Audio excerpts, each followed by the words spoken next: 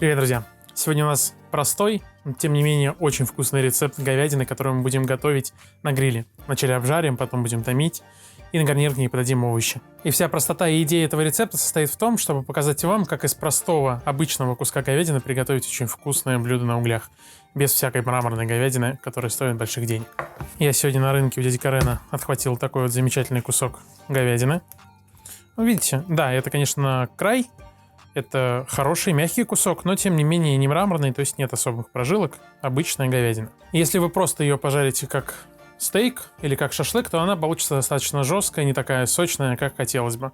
Но благодаря небольшим хитростям мы приготовим, конечно, не стейк, но очень вкусную говядину. С самим мясом все просто. Соль, перец и немного растительного масла. Перец берем крупный.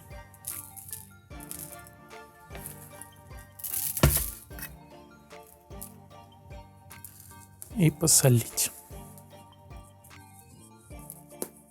И сбрызгиваем растительным маслом, чтобы лучше обжарилась, была красивая корочка.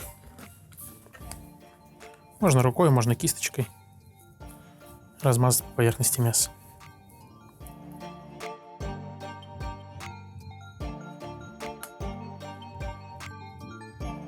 Используем кусок в таком виде, в каком он есть. А пока отставим его в сторону, гриль у нас все равно еще разогревается, подготовим овощи. Здесь все как обычно. Нарезаем их кусочками, чтобы удобно было жарить на гриле. Помидоры мне понадобятся для соуса к мясу. Их я пока откладываю в сторону. А баклажаны и перцы нарежу.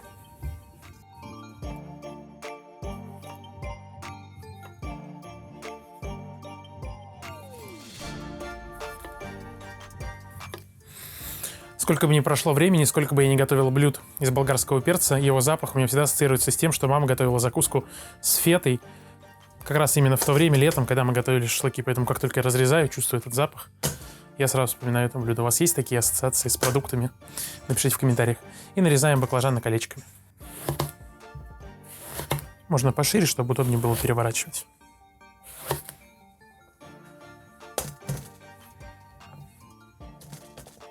Также немного соли и растительного масла.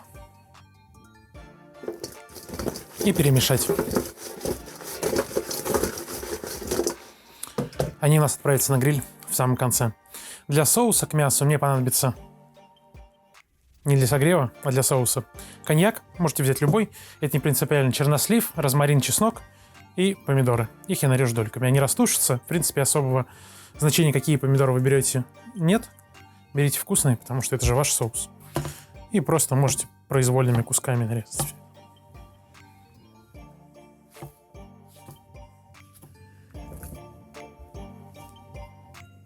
Высыпаем угли в гриль и отправляемся жарить.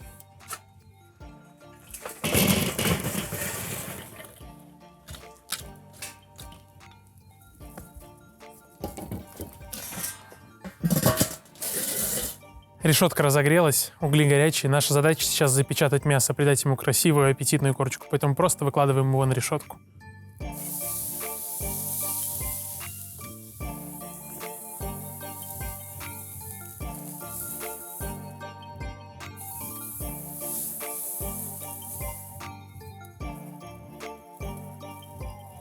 На данном этапе наша цель была начать процесс карамелизации, чтобы у мяса появилась та самая корочка, которая отвечает за насыщенный жареный вкус. Теперь нам больше его жарить не нужно, дальше мы его будем томить. Сдвигаем его в сторону, убираем центральную решетку и устанавливаем голландскую печь. Благо в Вебере это можно сделать очень легко и просто. И отправляем наше мясо туда. Нам понадобится несколько зубчиков чеснока. Пару веточек розмарина и чернослив. Помидоры. И ключевой ингредиент, про который я говорил в самом начале, это коньяк. 100 мл отправляется к мясу.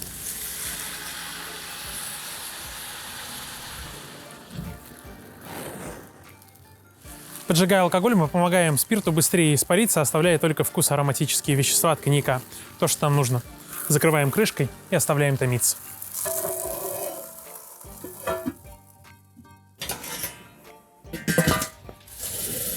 Температура внутри гриля будет держать в районе 180 градусов. Больше нам не нужно.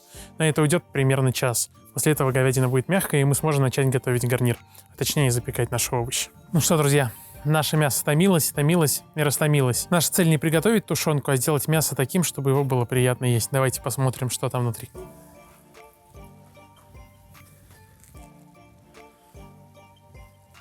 Выглядит великолепно, а ароматы коньяка просто стоят по всей даче. Уже видно, что мясо начало сходить с косточки. Сейчас закрываю крышкой и оставляю на столе немножко постоять. А мы пока начнем жарить овощи. Возвращаю решетку.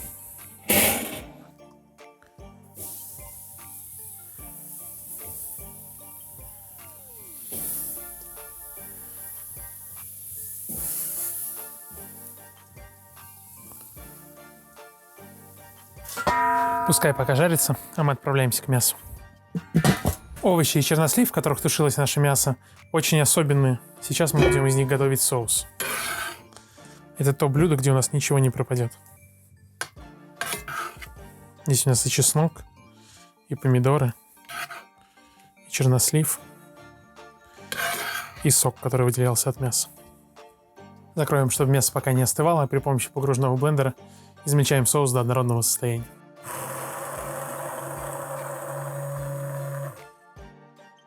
Он такой вот шелковистый, густой. Вообще чернослив и говядина — это отличные друзья, поэтому не стесняйтесь готовить именно с такими ингредиентами. Дожидаемся овощей и сделаем красивую подачу.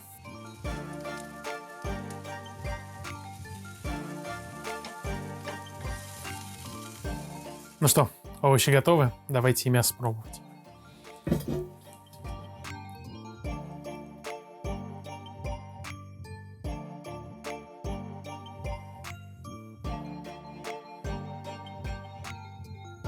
Коньяк, конечно, делает свое дело. Аромат нереальный.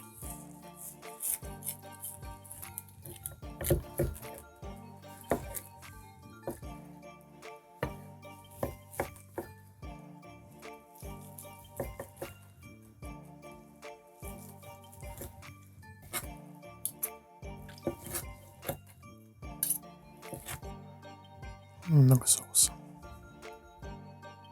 Как я и говорил, это не стейк из мраморной говядины, это хорошая томленая говядина с вкусным соусом и ароматом, который точно притянет всех к столу. Давайте пробовать.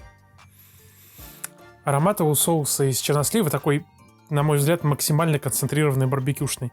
Анжелика говорит, что какой-то другой. Самое главное здесь попробовать этот соус. Если вам нужно, выправить его немножко на соль, на кислоту, на сахар, если вам чего-то не хватает. Но тут много зависит от помидоров. Сладкие они, кислые или пресные. Такая говядина из тех, что нужно пожевать. Это не про то, что супер нежное, там вагю растворяется во рту, нет. Это для тех, у кого есть зубы, понятное дело. Но это очень нежно и очень вкусно. Ну, очень дрель к мясу. Это идеально. Это пушка, друзья мои. С вами был Тихон. Спасибо за вашу поддержку, за ваши лайки, комментарии. Делитесь нашим видео в своих соцсетях. Тем самым вы очень помогаете нашему каналу. До скорых встреч. Пока-пока.